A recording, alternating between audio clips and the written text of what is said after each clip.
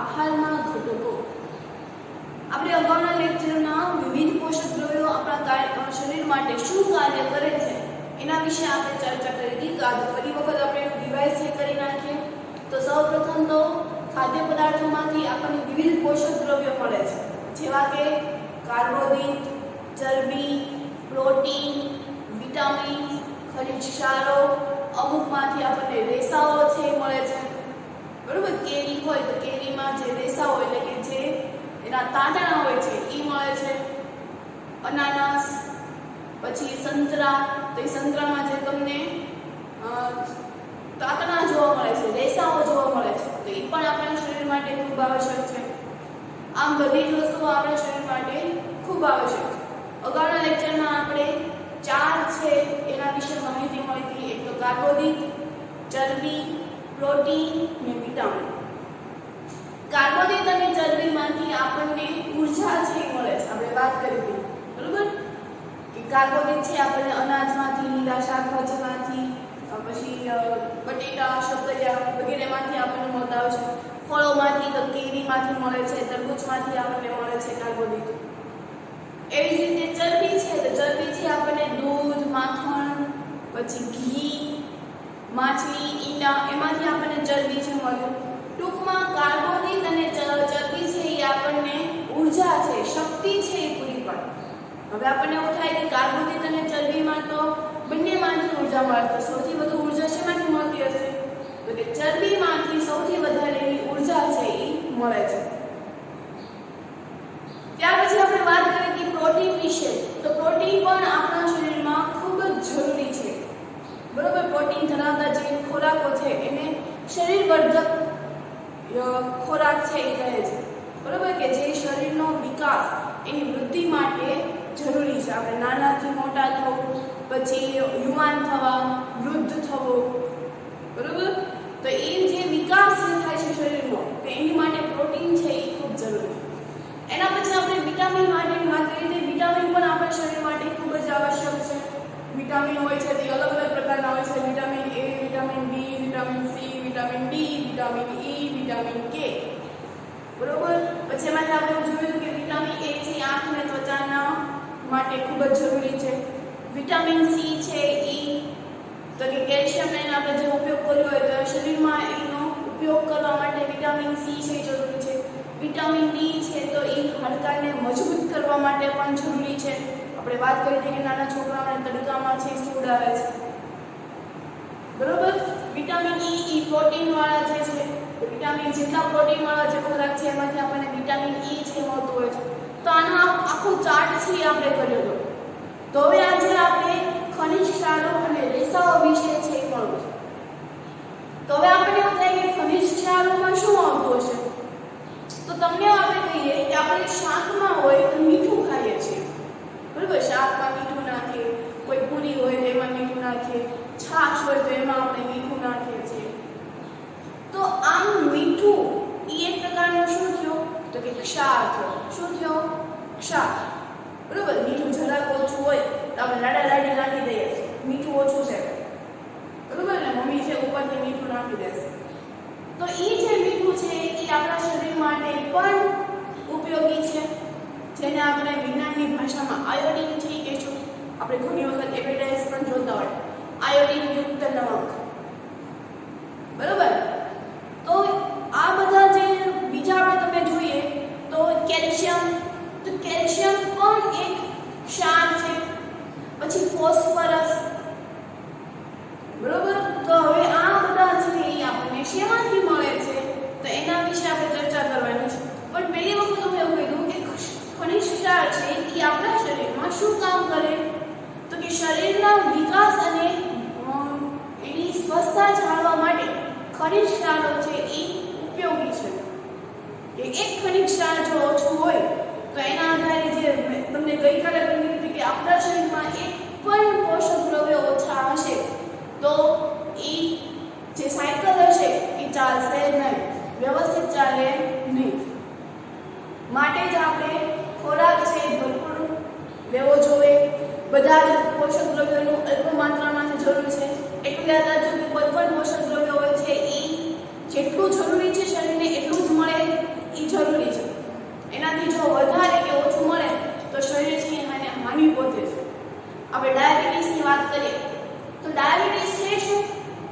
શરીરમાં જ્યારે શર્કરાનું પ્રમાણ વધી જાય છે ત્યારે આપણે એ રોગને નામ આપીએ તો ડાયાબિટીસ.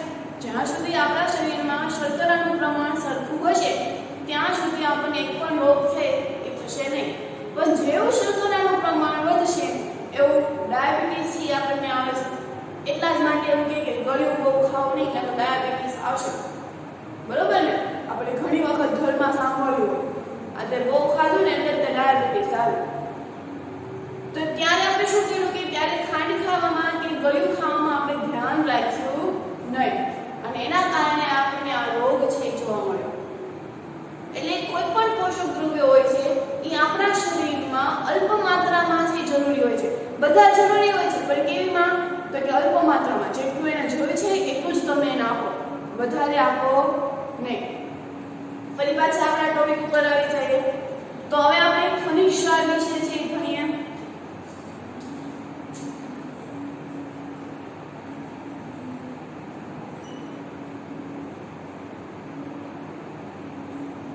ખનિજ ક્ષાર તો કે આપણા શરીરને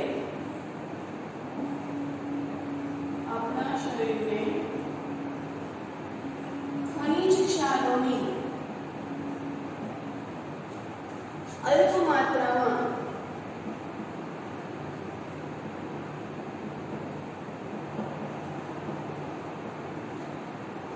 જરૂર હોય છે. શરીરના યોગ્ય વિકાસ આપણે પણ ભણ્યા કે શરીરના યોગ્ય વિકાસ અને સારા સ્વાસ્થ્ય માટે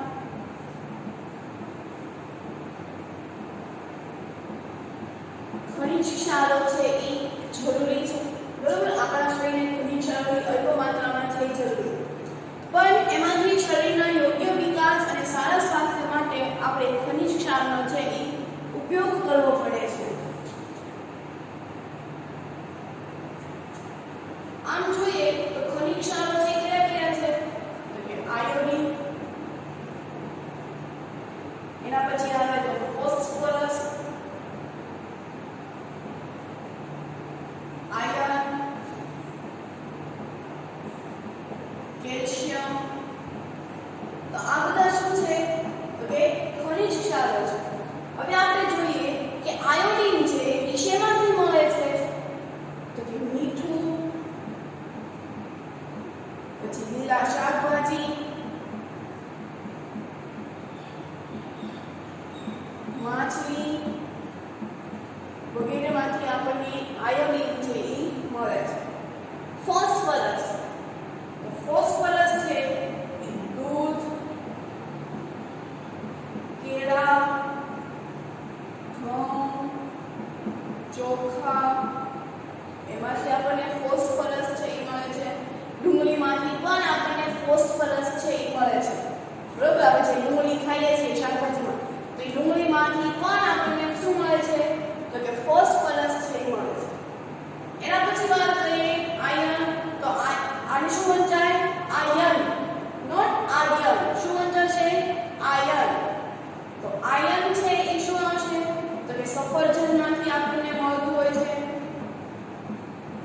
પછી તો કે લીલા શાકભાજીમાંથી પણ આપણને આયર્ન છે એ મળતું હોય છે. કેલ્શિયમ છે તો એ દૂધ,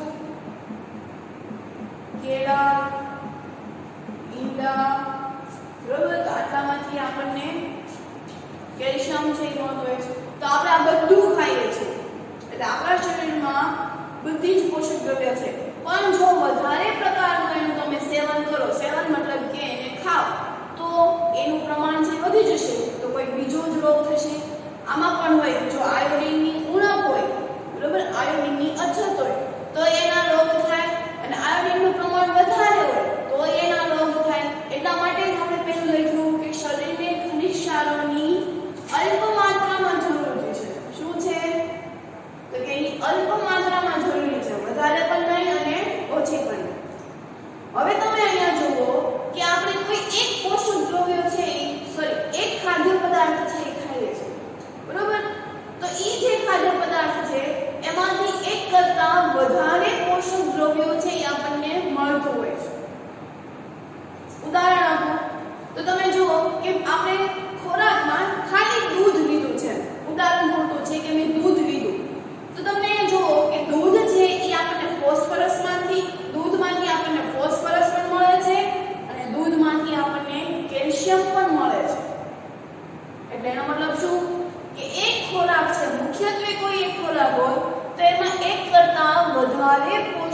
દ્રવ્યો છે એ રહેલા હોય છે. તેનો પોઈન્ટ્સ છે આપણે લખી નાખીએ. મુખ્યત્વે ખાદ્ય પદાર્થોમાં એકથી વધુ પોષક દ્રવ્યો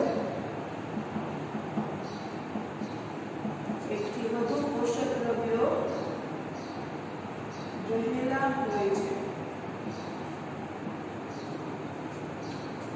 બરોબર? અહીંયા આપણે સમજાઈ ગયું કે મુખ્યત્વે ખાદ્ય પદાર્થો છે એમાં એકથી વધુ પોષક દ્રવ્યો છે રહેલા છે. ઉદાહરણમાં જ આપણને ખબર પડે છે કે દૂધ આપણે લઈએ છીએ તો દૂધમાંથી ફોસ્ફરસ પણ મળે અને દૂધમાંથી કેલ્શિયમ પણ મળે. આ તો કોઈ એક ખાદ્ય પદાર્થ. આપણે કોઈ બીજી કાચી ખાદ્ય પદાર્થોનું એક ઉદાહરણ લઈએ તો મેં ચોખા લીધા છે. બરોબર? શું લીધું મેં? ચોખા. તો ચોખામાં સૌથી વધારે કાર્બોદિતનું પ્રમાણ છે એ રહેલું છે. આ યાદ રાખજો, MCQ માં પૂછાય છે એવું હોય તો ચોપડીમાં અંડરલાઈન કરી નાખજો કે ચોખા છે એમાં સૌથી વધારે કાર્બોદિત છે એ રહેલું છે. એમાં કાર્બોદિતનું પ્રમાણ છે સૌથી વધારે છે. આથી ચોખાને કાર્બોદિત ખોરાક છે એ કહે છે. કોઈ કાચી સામગ્રી છે એક નિશ્ચિત સમયે તેનું પ્રમાણ છે એ કોઈ બીજી પોષક દ્રવ્યો કરતા એનું પ્રમાણ છે એ વધારે છે. એનો મતલબ એવો થાય કોઈ એક નિશ્ચિત કોઈ એક કાચી સામગ્રીમાં કોઈ એક નિશ્ચિત સમયે કોઈ બીજી પોષક દ્રવ્યો કરતા એનામાં પ્રમાણ છે એ વધારે છે. ઉદાહરણ આપણે લીધું હતું કે ચોખા છે તો એ ચોખામાં કાર્બોદિતનું પ્રમાણ છે એ વધારે રહેલું હોય છે. સમજે? પોઈન્ટ લખીએ તો કે કોઈ કાચી સામગ્રીમાં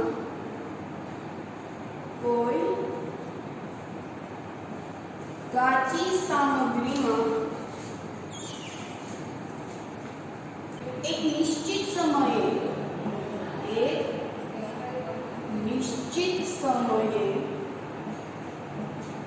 બીજા પોષક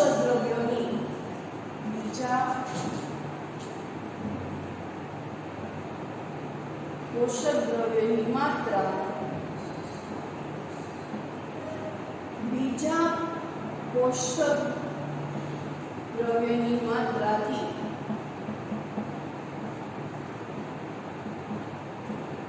વધારે હોય છે.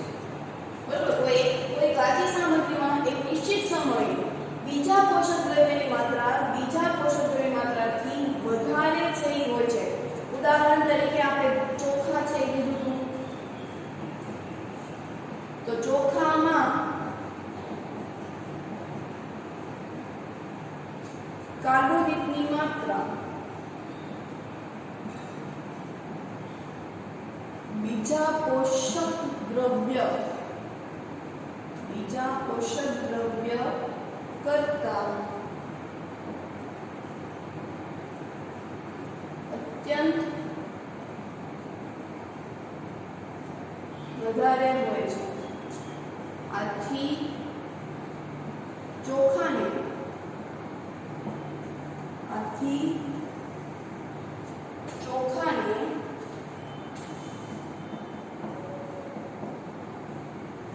કાર્બોદિત પદાર્થ કહે છે. બરોબર? તો અહીંયા આપણે ખનિજ ક્ષારો વિશે માહિતી મેળવી કે ખનિજ ક્ષારો છે આપણને શેમાંથી છે મળે છે. તો હવે એના પછી આપણે રેસાઓ વિશે છે એ વાત કરીએ.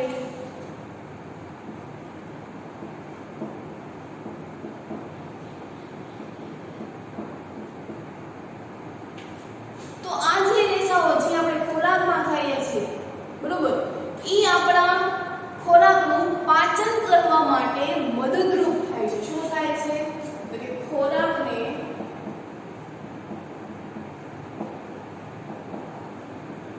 પાચન કરવા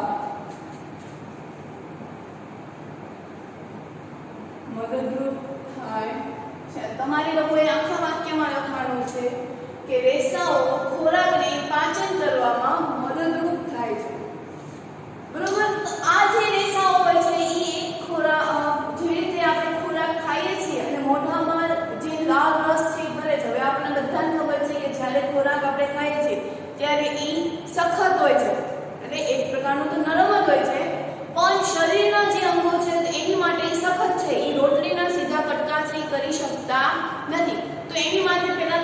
દાંત આપેલા છે, ત્યારબાદ મોઢામાં એક રસ આવેલો છે કે જે ખોરાકને પોચો બનાવે છે, જેને આપણે લાલ રસ છે એ કહીશું.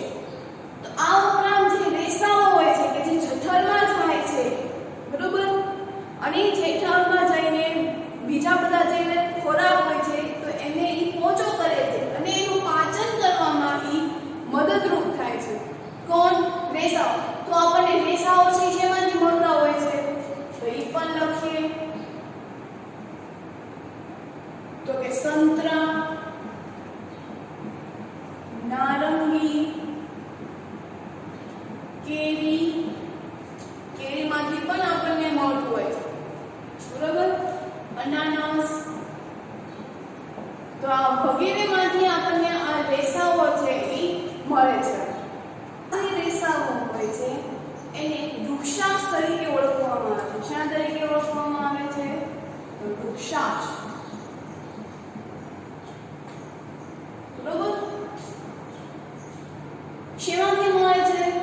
તો કે વનસ્પતિના સ્ત્રોતો. વનસ્પતિના સ્ત્રોતો. એટલે વનસ્પતિના સ્ત્રોતો છે એ કયા કયા થાય? તો કે ઘઉં, એટલે આપણે અનાજ લખીએ, ચાલો ને બધું નથી લખવું. અનાજ, વૃક્ષાંશ છે વનસ્પતિના સ્ત્રોતો જેવા કે, એવું લખીએ, જેવા કે અનાજ, દાળ, શાક, ફળો વગેરેમાંથી આપણને આ રેસાઓ છે એ મળે છે. તો આ રેસાઓ મેં તમને કીધું કે પાચન કરવા માટે મદદરૂપ થાય છે, માટે જેને શું કહે છે? તો કે વૃક્ષાંશ છે એ કહે છે. આ વૃક્ષાંશ છે એ વનસ્પતિના સ્ત્રોતો જેવા કે અનાજ, દાળ, શાકભાજી, વિવિધ ફળો વગેરેમાંથી જે આપણને એ મળતા હોય છે. આ જે વૃક્ષાંશ હોય છે એટલે કે રેસાઓ હોય છે એમાંથી આપણને કોઈ પોષક દ્રવ્ય મળતું નથી. પોષક દ્રવ્યો મળતા નથી, પરંતુ તે આહારમાં મદદરૂપ થાય છે. પરંતુ આહારમાં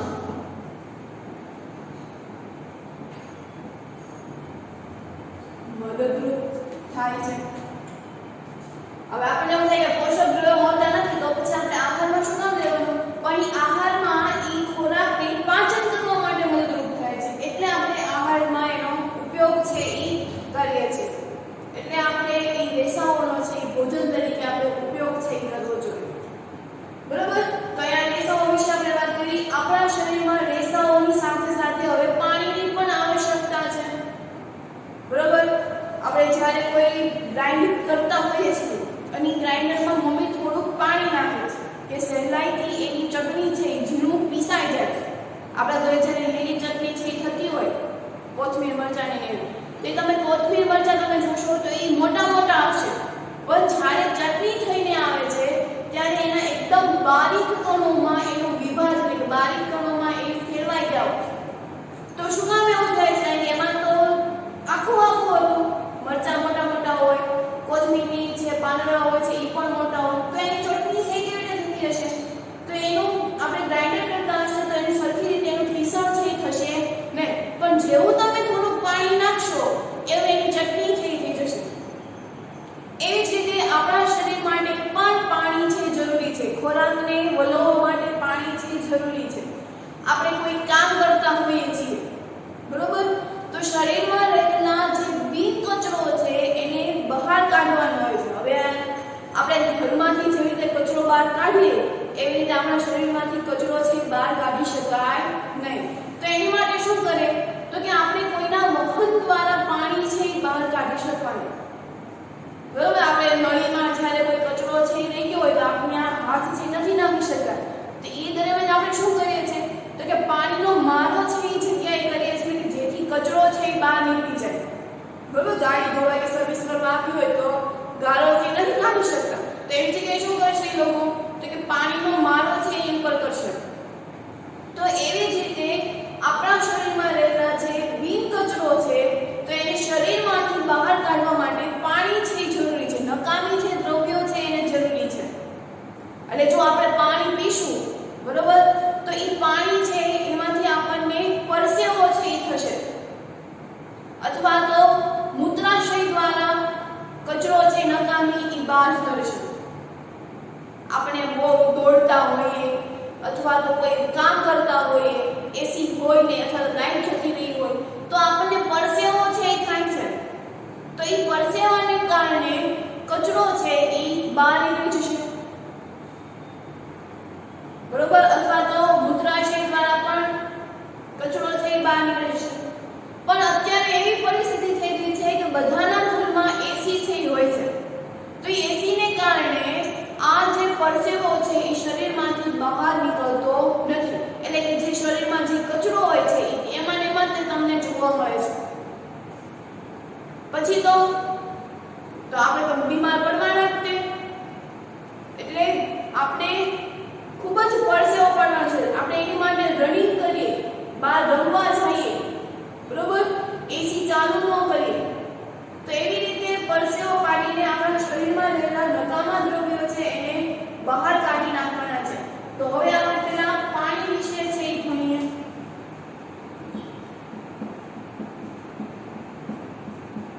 તો પાણી પણ આપણા શરીર માટે ખૂબ જ આવશ્યક છે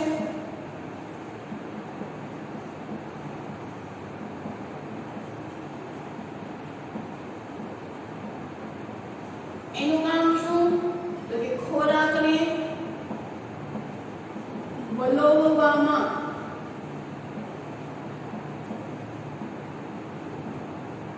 મદદરૂપ થવું એના પછી તમે વાત કરો તો કે શરીરમાં રહેલા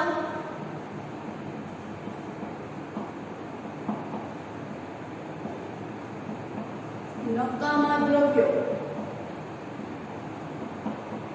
શરીરમાં રહેલા નકામા દ્રવ્યો અથવા તો બિનજરૂરી દ્રવ્યો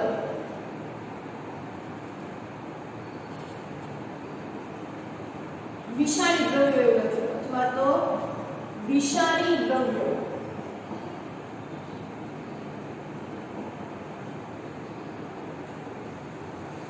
બહાર કાઢવા માટે બરોબર પાણીનો ઉપયોગ શું તો કે શરીરમાં રહેલા નકામા દ્રવ્યો અથવા તો વિષારી દ્રવ્યો આપણને ખોરાક જ્યારે ખાય છે ત્યારે આપણને ખબર નથી કે એ પદાર્થ ઉપર ઝેરી દ્રવ્યો છે કે નહીં આપણા શરીરમાં જાય છે પછી કોઈ રિએક્શન થાય છે એ દરમિયાન આપણને જે કોઈ અંદર ગયા હોય છે પેટમાં ખોરાક દરમિયાન તો એ જે વિષારી દ્રવ્યો છે એને બહાર કાઢવા માટે પાણી છે જરૂરી તો આ પાણી છે આ જે દ્રવ્યો છે બરોબર વિષારી દ્રવ્યો અથવા તો બિનજરૂરી દ્રવ્યો એને કોના દ્વારા છે એ બહાર કાઢવામાં આવે શરીરમાંથી તો કે પરસેવો અથવા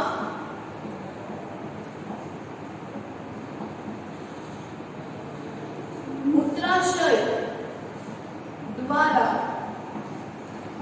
શરીરમાંથી બહાર કાઢી શકાય છે બરોબર પરસેવો અથવા તો મૂત્રાશય દ્વારા શરીરમાંથી બહાર છે એ કાઢી શકાય છે તો આમ આપણે પાણીની છે એ વાત કરી આમ પાણી છે આપણને શેમાંથી મળતું હોય છે તો જ્યારે કોઈ આપણે પ્રવાહી સ્વરૂપ કોઈ દ્રાવ્ય છે લેતા હોય છે હવે પ્રવાહી સ્વરૂપ દ્રાવ્ય એટલે કયા થતા હશે તો કે દૂધ ચા કોઈ શરબત અથવા તો કોઈ આપણે ખોરાક ખાઈએ છીએ તો એમાં પ્રવાહી સ્વરૂપ એટલે કે દાળ છાશ તો એ સ્વરૂપે આપણને શરીરમાં પાણીની માત્રા છે એ પૂરી પાડે છે આપણે કોઈ સમતોલ આહાર ખાઈએ છીએ તે સમતોલ આહારમાં શાક છે એ કોઈ રસાવાળું હોય છે તો એ રસો બનાવવા માટે આપણે પાણી છે જરૂરી છે ને એવી જ રીતે આપણા શરીરમાં પાણી પણ એને પૂરું પાડે છે એટલે પાણી છે આપણને શેમાંથી મળતું હોય છે તો કે દૂધ છાશ રસાવાળું શાક પછી કોઈ શરબત તો આમાંથી આપણને પ્રવાહી છે એટલે કે પાણી છે પાડે છે. આમ જોઈએ તો આપણે પાણી પણ વધારે છે એ લેવું જોઈએ. શરીરમાં જો પાણીની માત્રા છે એ ઘટી જાય છે તો તેના આધારે પણ આપણને નબળાઈ છે એ આવે છે. બરોબર? તો અહીંયા જે આપણે વિવિધ પોષક દ્રવ્યો છે એ આપણા શરીરમાં શું કામ કરે છે તો એના વિશે આપણે બધી માહિતી છે મેળવવી. કાર્બોદિત, ચરબી, વિટામિન્સ, પ્રોટીન્સ, એના પછી ખનિજ ક્ષારો છે, પાણી છે, રેસાઓ છે. તો આ બધા જ આપણા શરીરમાં ખૂબ જ જરૂરી છે. તો આપણે એનો વ્યવસ્થિત રીતે એનો ઉપયોગ છે એ કરવો જોઈએ. સમતોલ આહાર તરીકે આપણે એનો ઉપયોગ છે એ કરવો જોઈએ. તો હવે પછીનો ટોપિક આપણે સમતોલ આહાર છે જે આપણે નેક્સ્ટ લેક્ચરમાં